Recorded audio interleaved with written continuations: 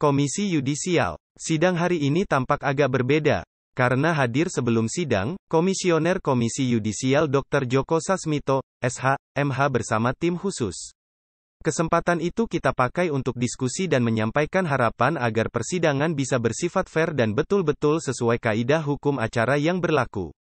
Saya sampaikan agar surat dakwaan dijadikan rujukan dalam memproses kasus ini dan bukan persangkaan peradilan opini yang diorkestrasi selama ini. Bayangkan dari kisah predator belasan santriwati di bawah umur, lalu beralih 5 orang korban hingga akhirnya hanya tersebut 1 korban dalam dakwaan dan berusia 20 tahun dan saat ini sudah 25 tahun. Sementara soal saksi di persidangan, hari ini hadir 2 saksi lagi. Uniknya, 1 saksi bermula tahu kasus dari desas-desus, lalu kemudian berinisiatif bertanya kepada korban bersama 2 temannya lagi. Uniknya saksi mengaku bertemu khusus di coffee shop selama beberapa jam. Ketika ditanya motifnya apa, saksi hanya katakan sekadar ingin tahu kebenarannya saja.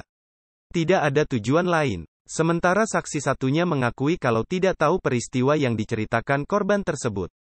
Saksi hanya tahu dari cerita salah satu saksi lainnya yang sudah lebih dulu bersaksi. Tidak pernah tahu kejadian sebenarnya, bahkan lupa saksi duluan yang mana lebih dulu bercerita kepadanya. Betul-betul pusing merangkai fakta peristiwa dari saksi yang bercerita mendengar cerita dari katanya. Kualitasnya lebih jauh dari sekadar testimonium de auditu. Sebab keterangan berawal dari desas-desus, cerita dari cerita temannya saksi korban. Betapa payahnya membangun konstruksi dakwaan adalah sebuah fakta.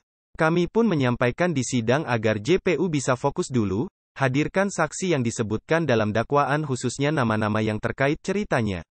Karena dari 2 peristiwa yang ada dalam dakwaan, kesimpulan untuk kasus pertama adalah ada 3 tempus delicti, waktu, di antara saksi dari JPU, begitu juga soal locus delicti interview tersebutkan 2 tempat yang berbeda.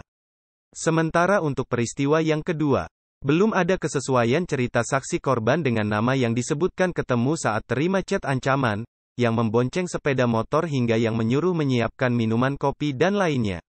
Jika mau fair tentu peristiwa itu harus dijahit lebih dulu, daripada mengutamakan belasan saksi-saksi yang bersaksi dari cerita-ceritanya orang lain.